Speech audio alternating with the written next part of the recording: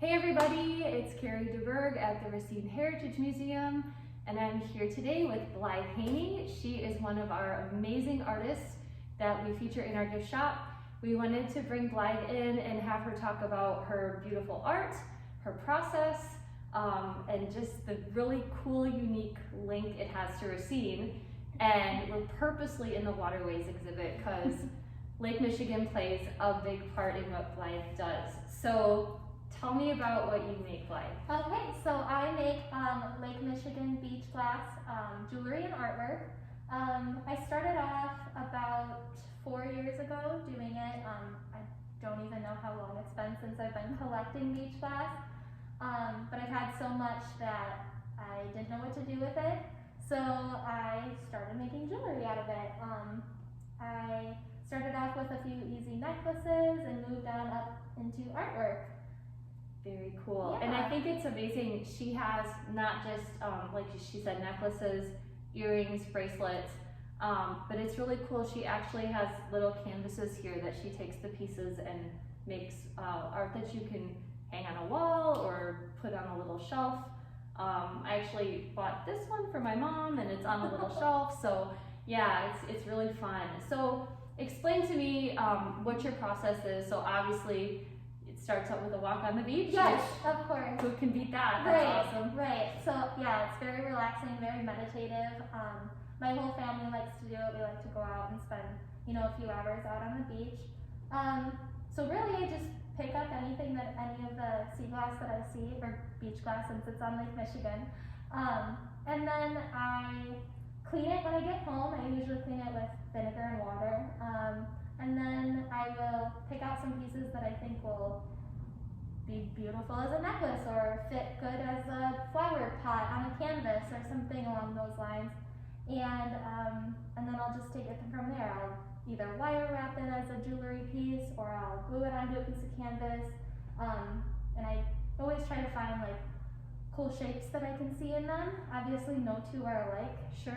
So the earrings are always fun to do because I just have to find some that are similar in size and even color too. So And that is a question that I had. Yeah. So you don't ever cut any of the pieces, you just keep them as is? yeah, I don't. Wow. Only thing Okay. I ever do is drill holes in them. Sure, that's really cool. Yeah. And then some of these, and I'll have some closer pictures at the end of the video, but some of these actually look like, are they pieces of pottery or are they rocks? Yeah, so those are my favorite ones to find actually. So beach glass is pretty rare as it is, but the pottery is even more rare. Right.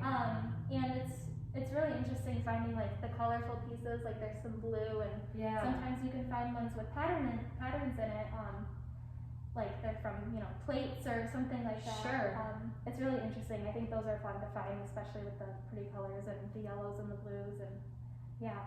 Have you ever, this might sound like a weird question, but have you ever thought of, are there other things that you find when you're walking that are not stones, not pottery, not beach glass, but that you thought maybe you might want to make something out of, like pieces of metal, or I don't know, like do you ever think about like expanding, or? I have thought about it. So yeah, obviously walking on the beach, there's a lot more than just rocks and sand. And the beaches that I have to go to usually find these are ones that aren't cleaned regularly. Sure. And things like that. So yeah, I'll see. I've actually made some things out of driftwood that I found there.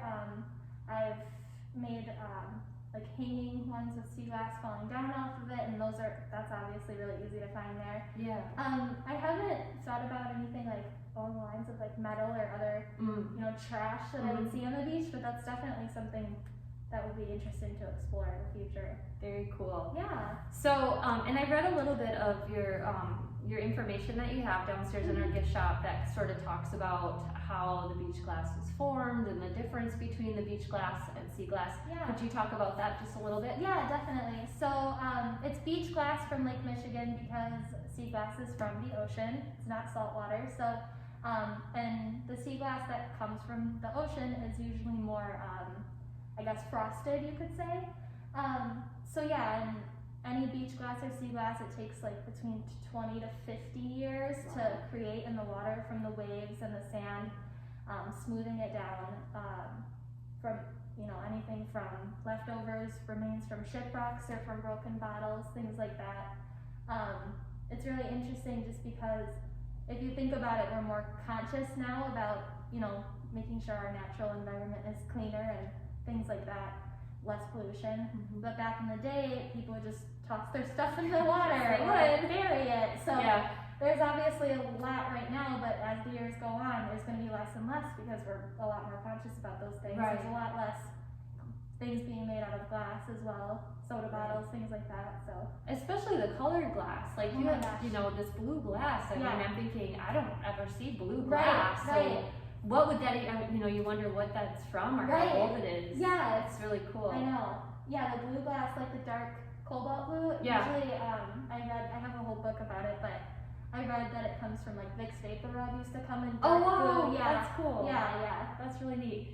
You brought something that like immediately grabbed my attention Yeah. and I was so interested in it, but I didn't ask you about it. I wanted to wait till we did our For video. sure. So she has a chart here and you probably can't see it real well in the video, but it says a big glass rarity chart. Tell me about that. Yeah, so like I said, I do have a book, of course, about sea glass, so I read through that, and I also took some information online and also my own findings, just about the rarity of each of the colors. So obviously it's exciting to find any color. Around here, greens and clears and browns are very common, but when it's really exciting is when you find reds or oranges or Yeah. pinks, and there's a lot less. That's usually comes from decorative pieces, Sure. back in the day from dishware and things like that. So it's always interesting to see where it could have come from. And it's so hard to figure out how that would have ended up in Lake Michigan. I know, yes. Especially if you talk about like cookware and stuff. I mean, Right. there have been, numerous shipwrecks, 11 shipwrecks just off of Racine, but Mhm.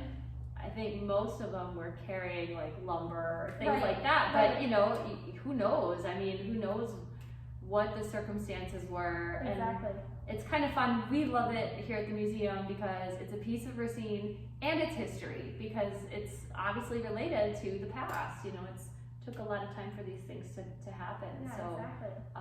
very cool. Thank So you. how long does it take you to make some of these items? Like for example, now these are different than the beach glass. Yeah, so I do make, besides just a piece of glass with a hole drilled in it, I also do wire wrappings, and then those ones are actually in resin. So I have, resin molds, and I will place, those ones actually have flower petals in them as well, but I'll place some sea glass in them, pour some resin on them, and then they harden, and I have all different kinds of shapes, but as far as how long it takes, I guess it depends on, I don't know, I mean, it depends on how much glass I have at the time. Sure. And how much time I want to put into it. Sometimes I just want to make a few, sometimes I'll lay out all of my glass on the Yeah. table, pick some out, spend a whole day doing it. But the canvases take a bit longer than the jewelry Sure. usually, unless it's a wire wrapped piece, those take longer. Right. But otherwise, yeah, it doesn't take too long, but And what do you use for the ink part on the canvas? it's just pen. Just Okay. black pen, yeah. It's really, I love the details. I Thank love you. the way that you incorporated the size and the shape and the color into something. Yeah. It's just really, really cool Thank you. and unique. And as Blythe said, every one of them is completely different. So, Exactly. you give somebody one of these, it's a one of a kind. You'll never run into somebody that says, "Oh, I have that same one." Exactly, right. Yeah, very cool. Do you have anything else you want to tell us about your process or plans? She said that she does go to lots of craft shows and I things. do. Blythe also has an Etsy shop that we're going to link in the comments. And also you can follow her on Instagram. So we definitely want you to get to know her work. Yeah. And anything else you want to share with us? I guess I would just want to say it's really interesting just because it's so unique and interesting to find along the beaches. It's also cool because it's like essentially trash on the beach. Right. I think that's such a cool process because if you think about other jewelry and gems like diamonds and things like that. They're found in the earth and then, you know, man-made into something beautiful. Right. But then this is man-made and then the earth kind of, it naturally takes its course and then I like to make it into something beautiful as well. It already is beautiful. Yeah, absolutely. I like that you're, you know, taking what could be known as trash, but turning it into something amazing. And we love it. So we're really grateful to have a partnership with you, and we love featuring your items in our craft or our gift shop. So. Yeah, I'm thankful as well. Yeah. All right. Well, thanks for watching, and as I said, we will link Blythe's Etsy shop and Instagram in our comments. See you later. Bye.